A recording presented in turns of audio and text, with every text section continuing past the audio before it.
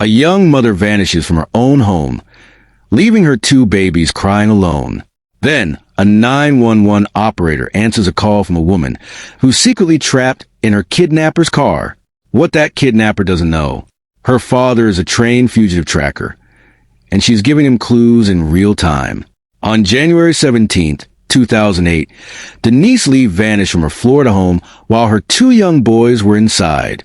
Her husband Nathan returned around 3:30 p.m. to find the front door open, the house unusually hot, and his sons crying.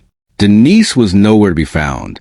Nathan immediately called 911, and then his father-in-law, Rick Goff. Rick was a veteran sheriff's sergeant with decades of undercover experience. He knew his daughter would never abandon her children. Something was terribly wrong. He rushed to the scene, arriving as police officers began questioning Nathan. Their suspicion was natural, but Rick's presence changed everything. Rick Goff had worked law enforcement for over 20 years, known as one of the toughest investigators in Charlotte County. But his daughter Denise softened him completely. He remembered dropping her at daycare and fighting back tears. Now, standing in her empty home, his training took over. He ignored the officer's focus on Nathan and instead interviewed the only nearby neighbor. That neighbor reported seeing a green Camaro in Denise's driveway around 2 p.m. The driver was a white male she didn't recognize. He stared at her until she fled inside. Rick now had a lead. At 6:13 p.m., a Sarasota County 911 operator answered a call unlike any other. A crying woman spoke, but she seemed to be arguing with someone else. The operator realized the truth. The caller was kidnapped and pretended to talk to her abductor while secretly feeding information to dispatch. The woman gave clues about her location and the man's voice. Then the kidnapper noticed his phone was missing. The call ended abruptly. Investigators played the recording for Rick Goff. He confirmed the voice was Denise's. She was alive, terrified, but fighting exactly as he had taught her. Denise had stolen her kidnapper's phone and dialed 911 without him knowing. But the device was a burner phone, untraceable. Rick could not pinpoint her location. The only hope was the clues Denise had disguised within her frantic conversation. She mentioned roads, made pleas that revealed timing, and let the operator hear her captor's voice. Rick knew his daughter was doing everything right, but without a traceable signal, he needed more. He called in helicopters, dogs, and every available unit. The search expanded across county lines. Every minute felt like an hour. Just 10 minutes after Denise's call, a second 911 call named the kidnapper, Michael King. He matched the neighbor's description and drove a green Camaro. Police raided his Northport home. The television was blaring. Furniture was missing and trash covered the floors. In the bedroom, they found duct tape with long light brown hairs and a hair elastic. Denise had been there recently, but she was gone. Then a third call came at 6:30 p.m. A woman reported a green Camaro driving erratically. A hand was banging from the back seat. She heard screaming. The witness who saw the hand banging on the Camaro's window asked the 911 operator if she should follow the car. No clear instruction was given. The driver ran a red light and disappeared.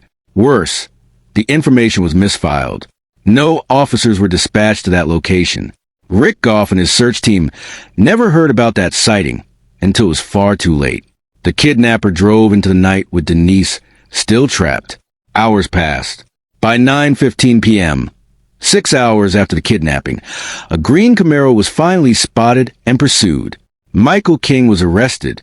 When troopers stopped the green Camaro, they found only Michael King inside. Denise was not there. King was taken to the station, where he told investigators a bizarre story. He claimed he had been kidnapped too. Police did not believe him. He requested an attorney, and the interrogation ended. But in the backseat of the Camaro, officers discovered a heart-shaped ring with a small stone. Nathan Lee identified it immediately. It was Denise's most treasured possession, more meaningful than her engagement ring. She had hidden it on purpose, knowing it would be found. 2 days after the kidnapping, January 19th, 2008, search dogs detected a patch of disturbed ground covered in sand. Possible traces of blood were present. The dogs refused to leave the area. Authorities began excavating. They found a body. It was Denise Lee. She had been sexually battered and shot. Rick heard the confirmation over the police radio. He had to sit down. He went home and told his wife. She asked if Denise was alive. He shook his head no. The family's worst fear had become reality. Denise was gone. August 24th, 2009, Michael King faced trial for first-degree murder, kidnapping, and sexual battery. He pleaded not guilty. The defense pointed to missing evidence, including no murder weapon. But Denise had built the prosecution's case from beyond the grave. Her heart-shaped ring was found in King's car. Duct tape with her hair and roots was in his bedroom. Her 911 call captured King's voice in the background. One investigator said Denise thought like a cop. She pulled out her own hair by the roots, knowing DNA needed follicles. She left a trail.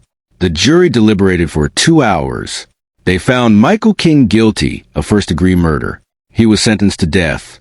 Denise's family wept in the courtroom. Her father said Denise won. Her husband Nathan started the Denise Amber Lee Foundation. Florida passed the Denise Amber Lee Act, requiring 200 hours of training for 911 operators. Denise's sister Amanda became a dispatcher in her honor. Her sons Noah and Adam grew up knowing their mother sacrificed herself to keep them safe. Denise Lee was 21 years old. She never stopped fighting.